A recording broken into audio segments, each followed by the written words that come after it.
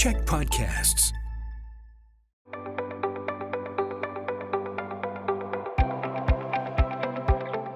Hi, I'm Bruce Williams. Welcome to Chamber Chats. I'm the CEO of the Greater Victoria Chamber of Commerce. Therefore, this is Chamber Chats. As always, coming to you from the podcasting studios here at the Czech Media Center, one of our chamber champions.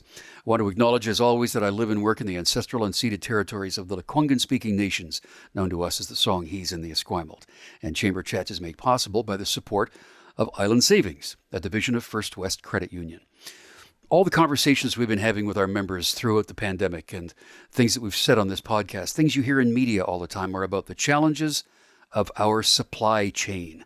We saw that interrupted immediately at the beginning of the pandemic, and there have been disruptions all the way through that. So on this Chamber Chat, we want to unpack that a little bit and take a look at what the supply chain is exactly, especially in the most vital of them all, which is our food supply. To talk to us about that, we're joined by Travis Shaw. He is the VP of Wholesale with ColdStar Solutions, another one of our chamber champions. Travis, how are you? I'm excellent, Bruce. Thank you for having me here today. Look forward to chatting. Yeah, so ColdStar is a name that many of us know. We see the trucks around, we see the buildings and all that. But give me the answer to somebody said, so what is this ColdStar company? What do you guys do? So we're a wholesale and freight company, transporting many goods over from the mainland to Vancouver Island, and supplying our Vancouver Island independent grocers, as well as here on Vancouver Island, the Gulf Islands, as well as supplying a lot of products bringing over to the mainland to supply some of our bigger companies around the region as well. ColdStar was started in about 2000, in January of 2000. It was started by Kelly and Jen Hawes, where Kelly and Jen had a vision to be the trusted leader on Vancouver Island in distribution. In 2014, they merged with a company called Wilson Foods, establishing a one-stop shop for wholesale and transport company to service Vancouver Island and the Gulf Islands. Our ownership group's very active within our communities. They work with a variety of nonprofits to keep people food secure. So it's a very big operation here on the island. We're small, but we're big for Vancouver Island, and that's the way we kind of want to keep it, and we like it. I want to talk, actually, you say you're small, but you're big, and you are, and we're going to talk about the sort of part of the link that you are in the supply chain. But your daily volume, you say, is not very big. I think it's quite enormous, because you do how many runs a day and how many tons of food a day? So you'll see upwards of 1 million pounds a day come over from Vancouver to the Vancouver Island with our great partners at C-SPAN and BC Ferries. So that's roughly about 20 loads a day, 20 full trailers a day are coming across the water, providing a large source of what the food distribution on Vancouver Island is. So when I say small, I mean as we are as a company, which makes us be able to be nimble and to be quick and to be able to be flexible when we need to be. But I say large because it is a very, very impactful part of the Vancouver Island fabric that we are providing, bringing all that product over. Yeah, 1 million pounds a day. That's staggering to think about that. So I want to sort of take a look at again, we're going to unpack the supply chain. So you're the people that are bringing the stuff to the shelves on Vancouver Island that we can consume. Where are you getting that stuff when you're coming from the mainland? Where is that stuff coming from? So that can come from a variety of places. Globally, we can get things. Many things are manufactured and produced from these bigger suppliers out in the East and also in the United States. Locally, we can pick up product that's comes down from the Okanagan. Essentially, if we're looking at berries and fruit coming out of the Okanagan in the summer, that'll come down to our Richmond warehouse. It's not quite a cross dock, but that is our loading base there. And then we will dispatch trucks across the water into a variety of different warehouses we have on Vancouver Island so that we can then build out breakouts and distribute product individually to where we need it to get to. So when we take a look at that again, the chain that is beyond you, as you say, are these places in the East or in the United States or overseas. So there are other companies kind of like yours that are bringing that stuff to that point in Richmond, and then you bring it over here. Is that right? Correct. Yes, it's what you would call freight on board. So we would buy the product or purchase the product from a said supplier vendor, wherever that may be in North America. And what they would do is they would contract that out to get the product to Vancouver. from Vancouver to the island, us being a transport company, we can be a lot quicker at getting that product into our buildings, as we are put ourselves as a priority to get that product in, to get it to our Beyond customers for sure. And you're doing all this with the trucks that you have, the refrigerated trucks and the others. But the goods that come into Vancouver, I guess into the port of Vancouver, if you will, or your center in Richmond, come from other places by truck, but they also come by train. And I guess some Correct. of it comes by airplane. Is that right? It can. It can. Going into back a few years during the pandemic, there were certainly things that were being flown in that would need to get picked up by our trucks to try and get things in there, because obviously there was a breakdown on the Coquihalla, and the railway went down. Trucking was very, very challenging at that time because the demand was so great. So there's only so many trucks on the road. So when things were getting delayed or having problems getting places, it didn't free up those kinds of things. So yes, it comes by rail, mainly by road and rail, but there is the odd occasion that you would see air for Yeah. sure. We're going to come back and talk about that storm, the atmospheric river, a year ago, November. But I want to back it up right now and go back to March of 2020. And this is when one of the most visible signs of the pandemic was when suddenly, everybody talks about toilet paper, but it was so many other things. Suddenly, they weren't on the shelves. So tell me what happens in the ColdStar world when this pandemic is declared. So that was an interesting time. As a matter of fact, I came on right at that time. Oh, wow. So the thing to walk into. But the challenges we faced was there was many long hours. Because people were reacting. It wasn't something that it was something we had heard about, in February. And then all of a sudden March came on, and it came on and hit like a bat out of what. And Mm-hmm. it was very, very challenging at that time because replenishment was nonstop. No matter how much you had to go and purchase and whatnot, there was things that were certainly an issue trying to get on the shelf. So you would have to get creative with your sourcing. You'll remember the baking phenomenon that went on. People were at home, so they wanted to bake. So now you're seeing the flours and the yeast and the baking supplies flying off the shelf, and you're trying to keep up as much as you can. So very, very challenging time. It was a time that you had to be creative. People started working from home, but we certainly had to put protocols in for staff because we still had to have people at work and keep them safe. We were essential to the fabric of what Vancouver Island is. We needed to make sure that we had people not getting ill, so it was important to set up these appropriate protocols. Another thing we saw is people were starting to panic buy, as we'll recall. And so we had to apply minimums on certain products that we had, because otherwise one retailer would absolutely wipe you out to make sure that they were just doing what they had to do to take care of themselves. So there was a challenging time to make sure that we could have all our community supported as best we could at that time. Zoom became a big thing. We learned to work from home. We've actually learned from Yeah. COVID that we can have this kind of meeting here like this. So we learned a lot of things from COVID, as terrible as it was. It's what we take from that experience and apply it to help us move forward. So we've learned to have people stay home when they're sick, not getting others sick, so that we don't break down the whole environment that we work in, to make sure that we can continue to utilize these kinds of tools to support our customers. Yeah. I mean, if something like this ever happens again, and man, let's hope it doesn't, the restrictions that eventually came into play that you could only buy X number of loaves of bread or X number of rolls of toilet paper came out of that whole supply thing right there. What we want to talk about next, though, is how stable is our supply right now? Our chamber chat today is with Travis Shaw. He is the Vice President Wholesale for ColdStar Solutions, the company that brings much of the food to Vancouver Island that we consume. We need to bear in mind, too, that we import, through companies like yours and others, 90% of the food that we consume on Vancouver Island. So companies like yours and the role you play in the supply chain are so important. How are we now compared to back then in 2020? So, globally, the food chain was severely affected during COVID, for sure. Product coming from the south was a challenging thing to get across the border. Trucks were being held up. Demand was high coming across Canada. It was difficult for companies to get the trucking to get the product moving. Things that used to take 10 days were taking sometimes double than usual. So this was not even an impact of the product not being available. You could not get the product to you. So those were very challenging. Locally here, the ferries and barges, who are great partners of ours, as I mentioned earlier, They really stepped up for us as well, making sure. But of course, there's also the events where Mother Nature starts to have certain problems. So, we were certainly impacted a lot. Where we are today, tremendous improvement in the global side of things. We're by no means out of it. From where we are today, from where we were, though, we're leaps and bounds ahead.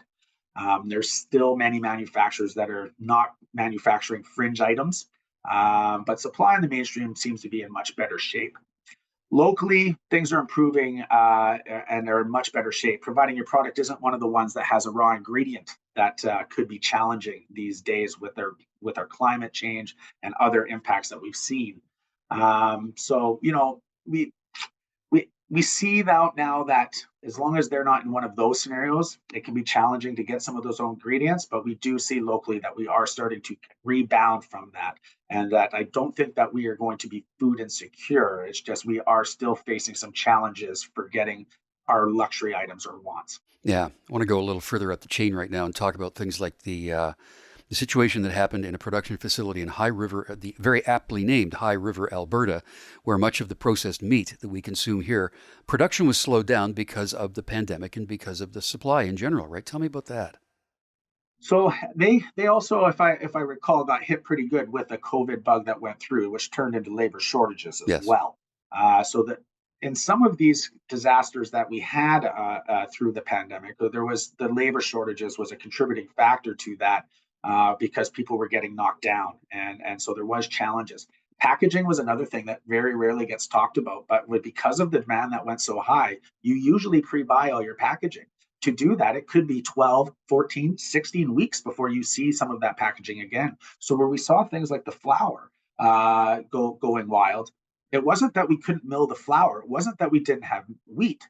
It was the fact that the packaging didn't have. So you may recall, you started to see generic brown bags of packaging because a company like Robinhood didn't have any more bags. And I mean, we forget about that. And the average consumer doesn't realize some of those issues that are challenging there. It's not always just the supply. Sometimes it's supply of certain little things, a lid for a can, a bag for a package, things like that.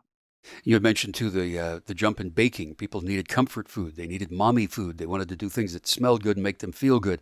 But at the same time, we couldn't go into restaurants, so people were eating at home much more. So let's talk about the broader sense of supplies and what people were after and how that changed your business.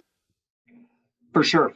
Sales definitely went up, which created more demand and applied pressure on an already stressed supply chain due to labor shortages, packaging, raw ingredients that we discussed. As you said, comfort with the baking, the snacking category soared Hmm.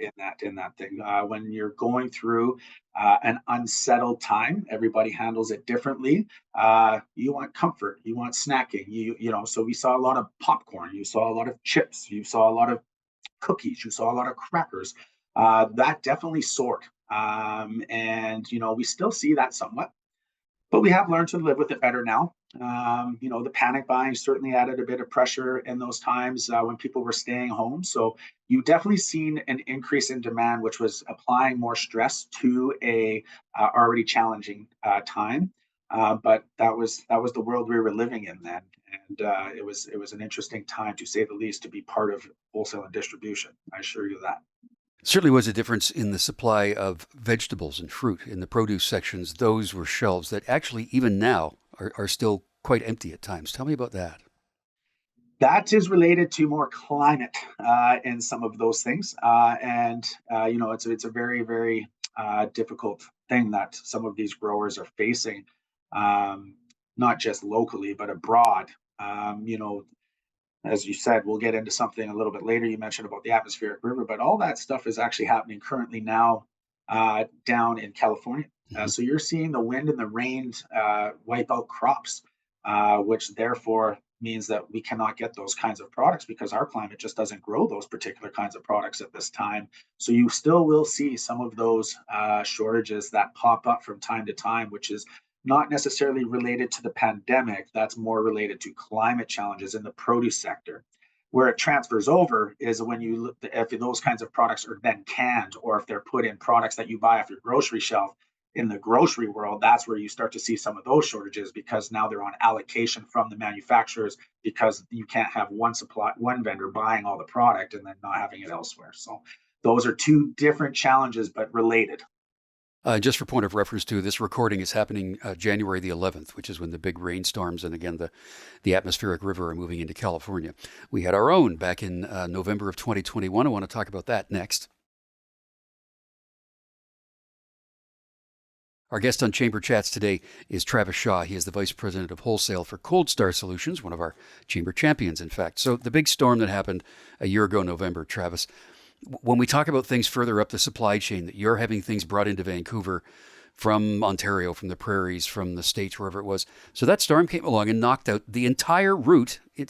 Like the Coquihalla was washed out. What impact did that have on your business and therefore on all of us? On all of us, yes, it really was a massive factor. That thoroughfare is a main artery to get us here, to get our food here. I give all the credit to many of our trucking companies, and not ColdStar, I mean our beyond carriers that were doing their due diligence to take different routes to get things down to us. What we saw was several days delay.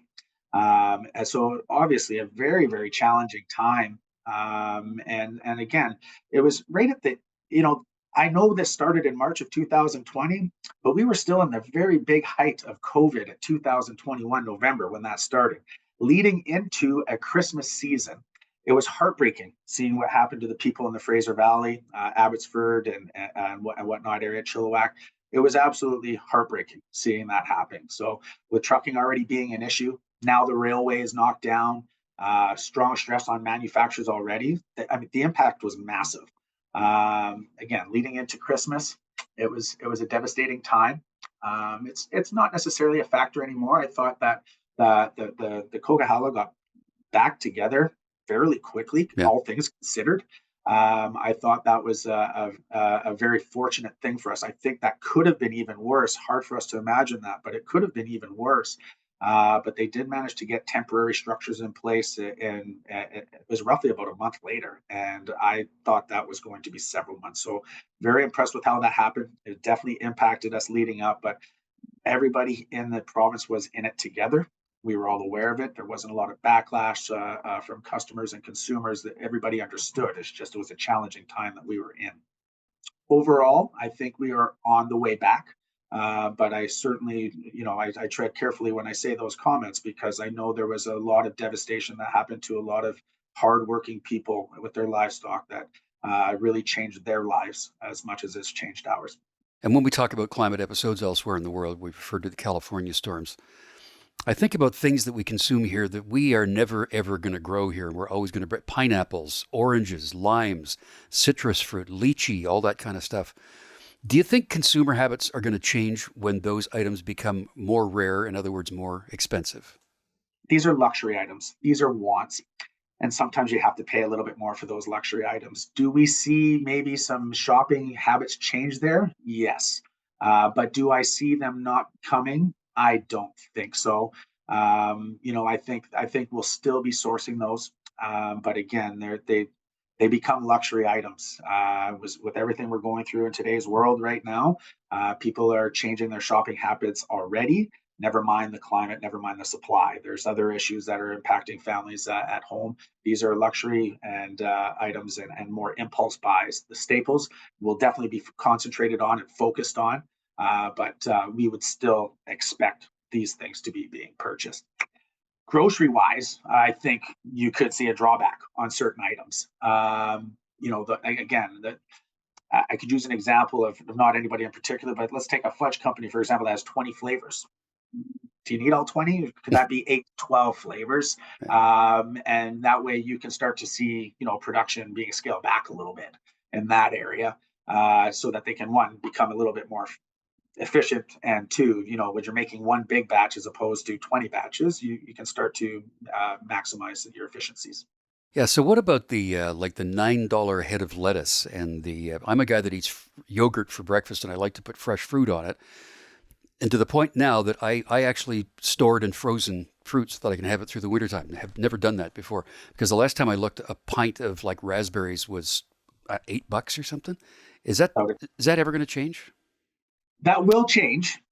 You will see a little bit of difference in that. That comes down to, here's the problem with it, it'll change. It's all dependent on weather. Hmm. Why those things are increasing is not necessarily just the fuel costs and the shipping costs. Yes, that's an element of it. But what you're seeing there, supply is down due to incidents that has happened within North America. So when you talk about berries, if the wind and the rain, that becomes very challenging on them. They're not used to that. They need heat.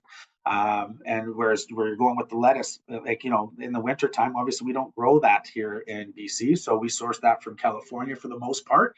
And when they go through some of these challenges, the price skyrockets because of the supply.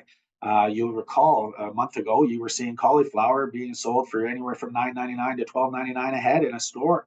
In the peak time of a summer, that might be roughly, $1.99, Yeah. $2.99. So you're looking at significant increases based off of the supply challenges that we're seeing from some of the climate challenges that we're facing in that, as well as some of the other leading causes to where we're going here with the supply costs and fuel costs and whatnot. Yeah, to wrap it up, an interesting thing actually, the Canadian Chamber AGM in Ottawa this past fall, which I attended, there were a number of policy resolutions that came to the floor all about finding and retaining truck drivers, which are a shortage. So that's going to be another part in the whole supply thing. I want to just, before we end though, talk about ColdStar Solutions and your commitment to community, because you support something that we spoke about on a chamber chat not long ago called Because. But you do a lot of neighborhood food project support too. Tell me about that.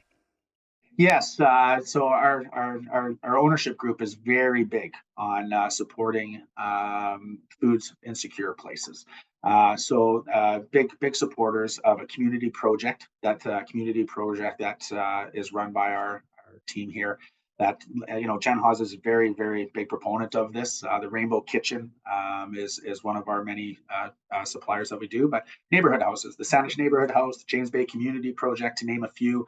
Certainly want to try and make sure that we keep everybody food secure where they can. These aren't just donations for product that is starting to go. We also will donate. We have an actual platform where we'll donate to these places with any of the product that we have on hand to make sure that we keep our communities food secure as best we can, or do our part towards it anyways. Well, thanks for all you do, and cheers for all you do to keep us fed and the support in the community, too. Travis Shaw is the Vice President of Wholesale for ColdStar Solutions. Proud to call them one of our chamber champions. Travis, thanks for being with us. Thanks for having me, Bruce. Nice talking with you. We'll see you all again for another Chamber Chat.